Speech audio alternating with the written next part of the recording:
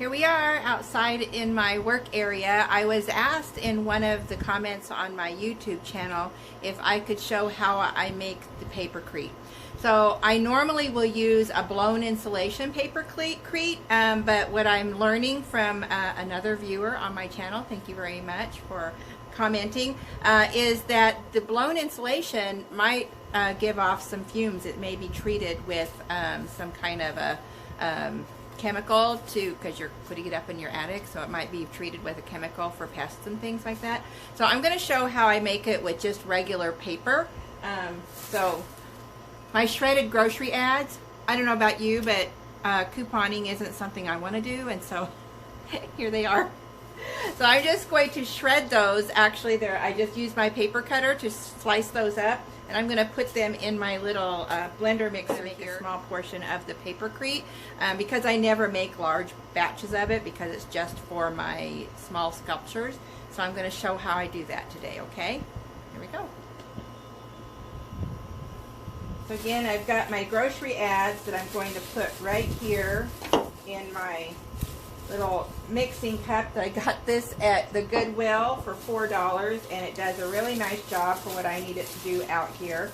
So I'm not packing it too hard, but it's down in there.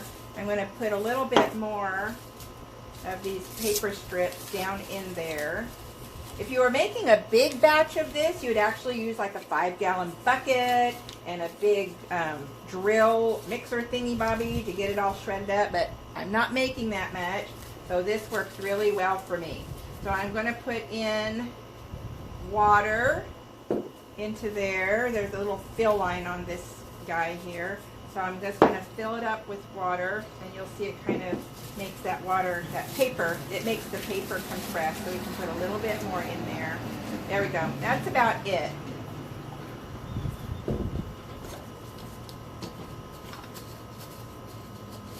Top on.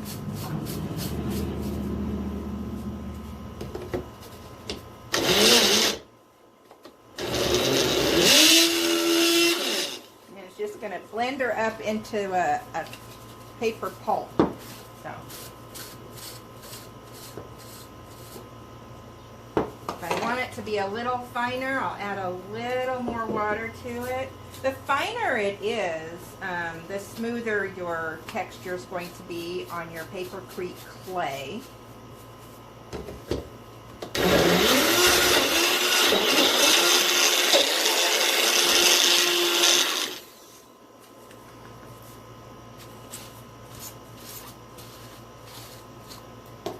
There we go. It's just a paper pulp down. You could take extra time. I'm super impatient. So a lot of folks will stick this paper pulp, their newspapers and things, in a 5-gallon bucket and let it all disintegrate over a course of time. And I'm too impatient. This is working for me, so this is what I'm doing.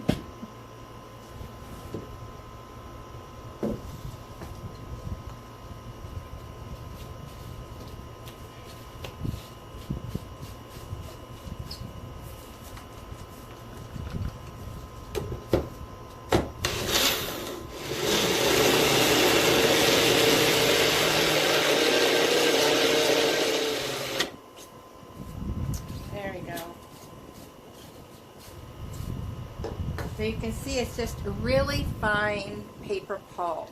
While I still have it in the blender, I'm going to add Elmer's all-purpose glue to this. I'm going to blender it up really good before I mix the cement with it. You could also use an acrylic bonding agent. You can do that too. Most of us have glue sitting around. If we got kids or grandkids, we can use that. So anyway, I'm going to add the glue to it. Proportions, I don't know. It's a little bit like how I cook. It's it's mostly just so it'll stick to itself and stick to what I'm going to be adhering it to, and adds a little strength as well.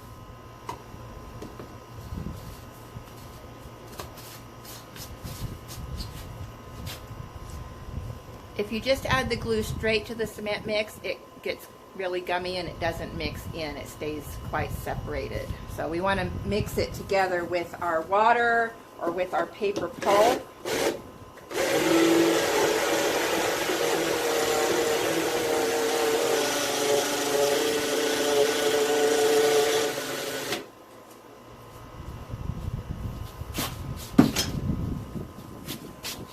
And then when it's all mixed, then the cement will mix in with it. So we're going to actually use 2 parts of this paper pulp and glue mixture into my bowl.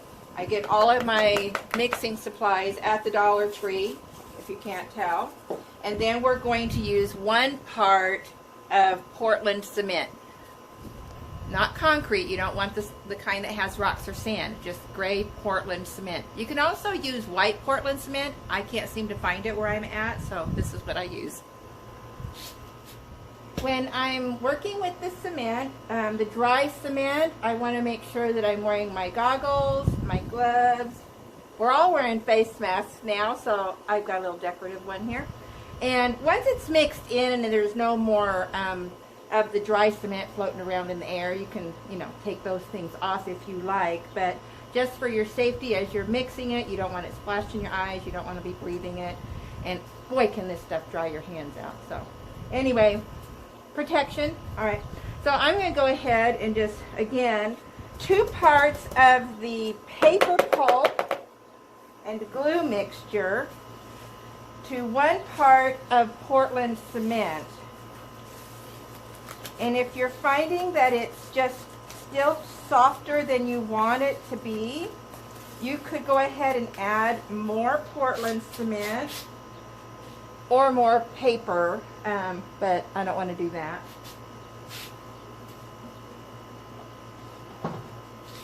Papercrete is actually, what I understand, a very wonderful building material.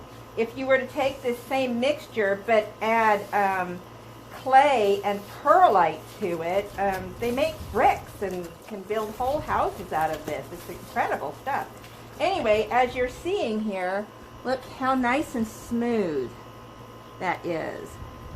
That's amazing. And so as it sets, of course, it's going to get more firm. So if I were going to complete making this lovely little gnome that everybody really likes. You see I've got the foil armature to complete covering. I would go ahead and spray this around with the water. Get everything nice and wet.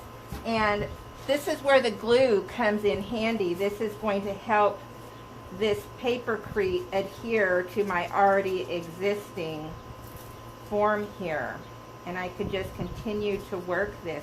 As it sets longer, it actually gets really into a nice clay consistency, and you could do a little bit more with it actually vertical, and it's not going to go anywhere. Just like this. If you were to add more Portland cement to it, or you wanted to put a concrete mix with it that was just Portland cement and sand, you could do that to add more strength to it. But I'm finding that this is working just really nicely for me. I do put, as I paint these, I use outdoor acrylic paints, and then I use a clear acrylic finish on the outside, because these are all meant to be outside in your garden.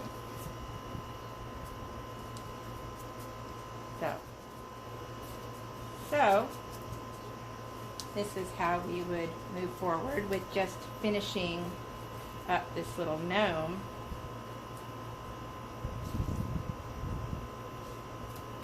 Spray this a little bit.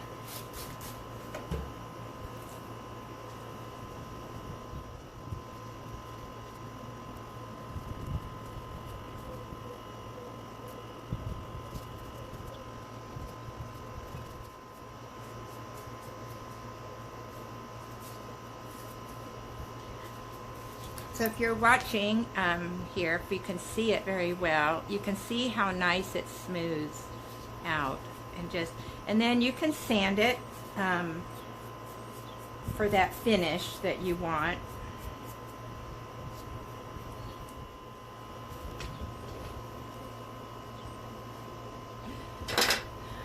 So there it is.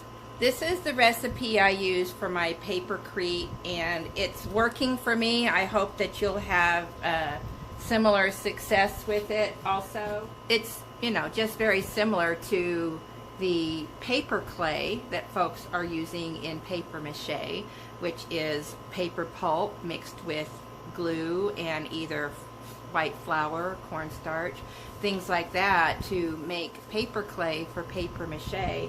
I've just, in the 4 or 5 years I've been kind of investigating and researching on using cement for different applications.